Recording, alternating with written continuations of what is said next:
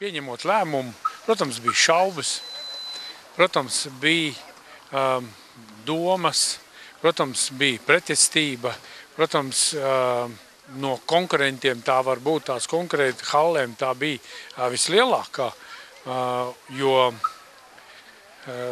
tas kādā veidā veidosies tālākā skolas darbība, kā ledus sports, kā tāds attīstīsies. Jā, tas noticis ir, un mēs šodien redzam, ka mēs esam gājuši pareizi ceļu un atbalstījuši gan sportu, ledus sportu kā tādu, līdz ar to atbalstījuši sporta halli, ledu kā tādu, jo tas ir dārgs sports, un atbalstījuši vecākus, un vecāki ir atbalstījuši mūs. Un šī savstarpējā sapratne, sadarbība starp skolu, vecākiem, sportistiem, treneriem, tas ir tas rezultāts, kas šodien ļauj lepoties. Lepoties par sasniegto un noteikti lepoties par sporta sasniegumiem, jo šodien mūsu sporta skolas meiteni cīnās par iekļuvi olimpiādai, olimpiskajās spēlēs, Eiropas čempionātos, un tas dod lepnumu par paveikto.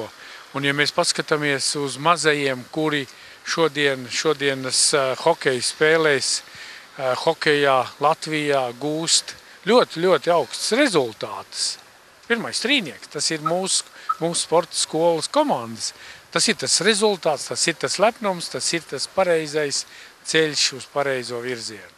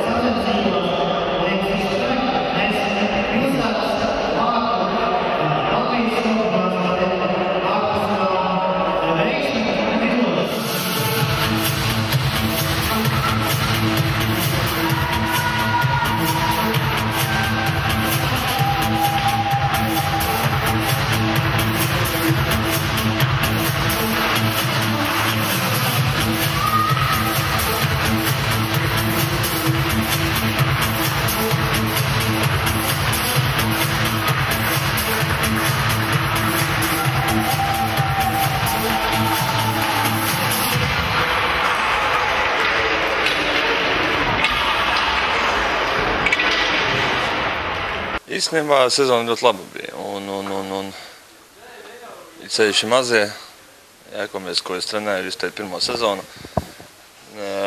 Priecēja rezultāti, priecējas pats spēles, slidošana, visas spēles izpratnē, ko gada laikā ir daudz spēlētāji pielikuši, ļoti daudz.